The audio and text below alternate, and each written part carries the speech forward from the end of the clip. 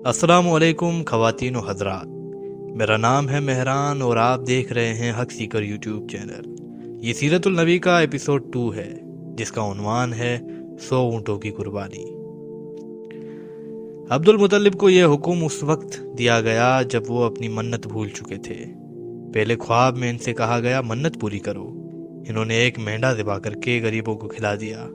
پھر خواب آیا اس سے بڑی پیش کرو۔ اس مرتبہ انہوں نے ایک بیل ذبح کر دیا۔ خواب میں پھر یہی کہا گیا اس سے بھی بڑی پیش کرو۔ اب انہوں نے اونٹ ذبح کیا۔ پھر خواب آیا کہ اس سے بھی بڑی چیز پیش کرو۔ انہوں نے پوچھا اس سے بڑی چیز کیا ہے؟ تب کہا گیا اپنے بیٹوں میں سے کسی کو ذبح کرو جیسا کہ تم نے منت مانی تھی۔ اب انہیں اپنی منت یاد آئی، اپنے بیٹوں کو جمع کیا، ان سے منت کا ذکر کیا۔ سب کے سر جھک گئے، کون خود کو ذبح کرواتا؟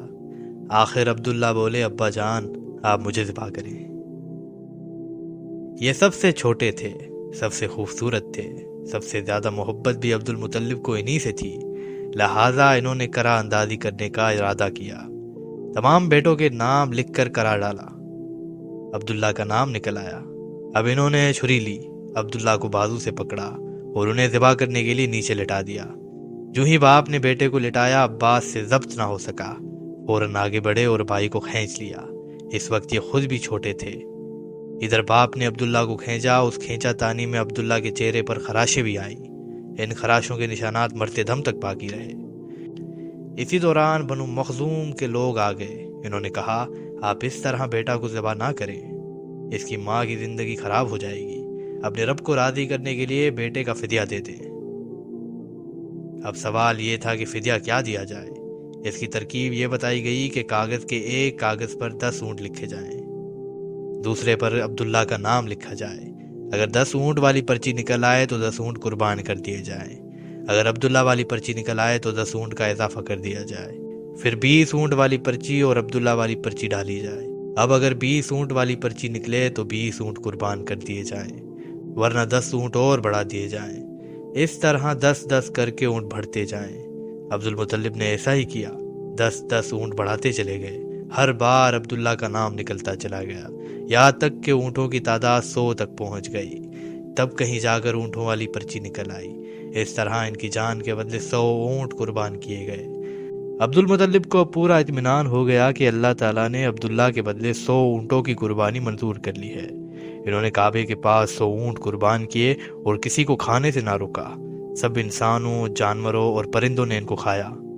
امام زہری کہتے ہیں کہ عبد المطلب پہلے آدمی ہیں جنہوں نے آدمی کی جان کی قیمت 100 اونٹ دینے کا طریقہ شروع کیا۔ اس سے پہلے 10 اونٹ دیے جاتے تھے۔ اس کے بعد یہ طریقہ سارے عرب میں جاری ہو گیا، گویا قانون بن گیا کہ آدمی کا فدیہ 100 اونٹ ہے۔ نبی کریم صلی اللہ علیہ وسلم کے سامنے جب یہ ذکر آیا تو آپ نے اس فدیے کی تصدیق فرمائی، یعنی فرمایا کہ یہ درست ہے، اور اسی بنیاد پر نبی کریم صلی اللہ علیہ وسلم فرماتے ہیں میں 2 ذبیحوں یعنی حضرت اسماعیل علیہ السلام اور حضرت عبداللہ کی اولاد ہوں۔ حضرت عبداللہ قریش میں سب سے زیادہ حسین تھے۔ ان کا چہرہ روشن ستارے کی مانند تھا۔ قریش کی بہت سی لڑکیاں ان سے شادی کرنا چاہتی تھیں، مگر حضرت عبداللہ کی حضرت آمنہ سے شادی ہوئی۔ حضرت آمنہ وہب بن عبد مناف بن زہرہ کی بیٹی تھی۔ شادی کے وقت حضرت عبداللہ کی عمر 18 سال تھی۔ یہ شادی کے لیے اپنے والد کے ساتھ جا رہے تھے۔ راستے میں ایک عورت کعبے کے پاس بیٹھی نظر آئی۔ یہ عورت ورقہ بن نوفل کی بہن تھی۔ ورقہ بن نوفل قریش کے ایک بڑے عالم تھے۔ ورقہ بن نوفل سے ان کی بہن نے سن رکھا تھا کہ وقت کے آخری نبی کا ظہور ہونے والا ہے، اور ان کی نشانیوں میں سے ایک نشانی یہ ہوگی کہ ان کے والد کے چہرے میں نبوت کا نور چمکتا ہوگا۔ جو ہی اس نے عبداللہ کو دیکھا فوراً اس کے ذہن میں یہ بات آئی۔ اس نے پوچھا ہونا ہو یہ وہی شخص ہے جو پیدا ہونے والی نبی کے باپ ہوں گے؟ چنانچہ اس نے کہا اگر تم مجھ سے شادی کر لو تو میں بدلے میں تمہیں اتنے ہی اونٹ دوں گی جتنے تمہاری جان کے بدلے میں ذبح کیے گئے تھے۔ اس پر انہوں نے جواب دیا میں اپنے باپ کے ساتھ ہوں، ان کی مرضی کے خلاف کچھ نہیں کر سکتا، نہ ان سے الگ ہو سکتا ہوں، اور میرے والد باعزت آدمی ہیں، اپنی قوم کے سردار ہیں۔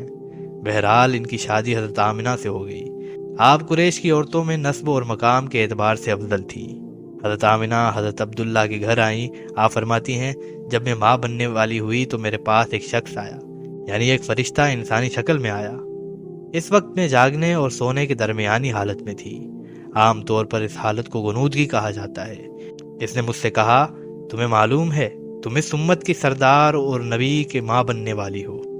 اس کے بعد وہ پھر اس وقت آیا جب نبی صلی اللہ علیہ وسلم پیدا ہونے والے تھے۔ اس مرتبہ اس نے کہا جب تمہارے ہاں پیدائش ہو تو کہنا میں اس بچے کے لیے اللہ کی پناہ چاہتی ہوں ہر حسد کرنے والے کی شر اور برائی سے۔ پھر تم اس بچے کا نام محمد رکھنا، کیونکہ ان کا نام تورات میں احمد ہے اور زمین اور آسمان والے ان کی تعریف کرتے ہیں، جبکہ قرآن میں ان کا نام محمد ہے اور قرآن ان کی کتاب ہے۔ ایک روایت کے مطابق فرشتے نے ان سے یہ کہا تم وقت کے سردار کی ماں بننے والی ہو۔ اس بچے کی نشانی یہ ہوگی کہ اس کے ساتھ ایک نور ظاہر ہوگا جس میں ملک شام اور بصرہ کے محلات بھر جائیں گے۔ جب وہ بچہ پیدا ہو جائے تو اس کا نام محمد رکھنا، کیونکہ تورات میں ان کا نام احمد ہے کہ آسمان اور زمین والے ان کی تعریف کرتے ہیں، اور انجیل میں ان کا نام احمد ہے کہ آسمان اور زمین والے ان کی تعریف کرتے ہیں، اور قرآن میں ان کا نام محمد ہے۔ حضرت عبداللہ کے چہرے میں جو نور چمکتا تھا شادی کے بعد وہ حضرت آمینہ کے چہرے میں آ گیا تھا۔ امام زہری فرماتے ہیں حاکم نے یہ روایت بیان کی ہے اور اس کو صحیح قرار دیا ہے کہ صحابہ رضی اللہ عنہم نے حضرت محمد صلی اللہ علیہ وسلم سے عرض کیا اے اللہ کے رسول ہمیں اپنے بارے میں کچھ بتائیے۔ آپ صلی اللہ علیہ وسلم نے ارشاد فرمایا میں اپنے باپ ابراہیم علیہ السلام کی دعا ہوں، اپنے بھائی عیسیٰ علیہ السلام کی بشارت ہوں اور خوشخبری ہوں۔ جب میں اپنی والدہ کی شکم میں آیا تو انہوں نے دیکھا گویا ان سے ایک نور ظاہر ہوا جس سے ملک شام میں بصرہ کے محلات روشن ہو گئے۔ حضرت آمنہ نے حضرت حلیمہ سعدیہ سے فرمایا تھا میرے اس بچے کی شان نرالی ہے، یہ میرے پیٹ میں تھے تو مجھے کوئی بوجھ اور تھکن محسوس نہیں ہوئی۔ حضرت عیسیٰ علیہ السلام وہ آخری پیغمبر ہیں جنہوں نے آپ صلی اللہ علیہ وسلم کی آمد کی خوشخبری سنائی ہے۔ اس بشارت کا ذکر قرآن میں بھی ہے۔ سورہ صف میں اللہ تعالیٰ فرماتے ہیں اور اسی طرح وہ وقت بھی قابل ذکر ہے جب کہ عیسیٰ ابن مریم علیہ السلام نے فرمایا کہ اے بنی اسرائیل میں تمہارے پاس اللہ کا بھیجا ہوا آیا ہوں کہ مجھ سے پہلے جو تورات آ چکی ہے میں اس کی تصدیق کرنے والا ہوں، اور میرے بعد جو ایک رسول آنے والے ہیں ان کا نام مبارک احمد ہوگا، میں ان کی بشارت دینے والا ہوں۔ اب چونکہ حضرت عیسیٰ علیہ السلام یہ بشارت سنا چکے تھے اس لیے ہر دور کے لوگ آپ صلی اللہ علیہ وسلم کی آمد کا بے چینی سے انتظار کر رہے تھے۔ ادھر آپ کی پیدائش سے پہلے ہی حضرت عبداللہ انتقال کر گئے۔ سابقہ کتب میں آپ کی نبوت کی ایک علامت یہ بھی بتائی گئی ہے کہ آپ کے والد کا انتقال آپ کی ولادت سے پہلے ہو جائے گا۔ حضرت عبداللہ ایک تجارتی قافلے کے ساتھ تجارت کے لیے گئے تھے، اس دوران بیمار ہو گئے اور کمزور ہو کر واپس لوٹے۔ قافلہ مدینہ منورہ سے گزرا تو حضرت عبداللہ اپنے ننیحال یعنی بنو نجار کے ہاں ٹھہرے۔ ان کی والدہ بنو نجار سے تھی، 1 ماہ تک بیمار رہے اور انتقال کر گئے۔ انہیں یہیں دفن کر دیا گیا۔ تجارتی قافلہ جب حضرت عبداللہ کے بغیر مکہ مکرمہ پہنچا اور حضرت عبداللہ کو پتہ چلا کہ ان کے بیٹے عبداللہ بیمار ہو گئے ہیں اور مدینہ منورہ میں اپنے ننیال میں ہیں تو انہیں لانے کے لیے عبد المطلب نے اپنے بیٹے زبیر کو بھیجا۔ جب یہ وہاں پہنچے تو عبداللہ کا انتقال ہو چکا تھا۔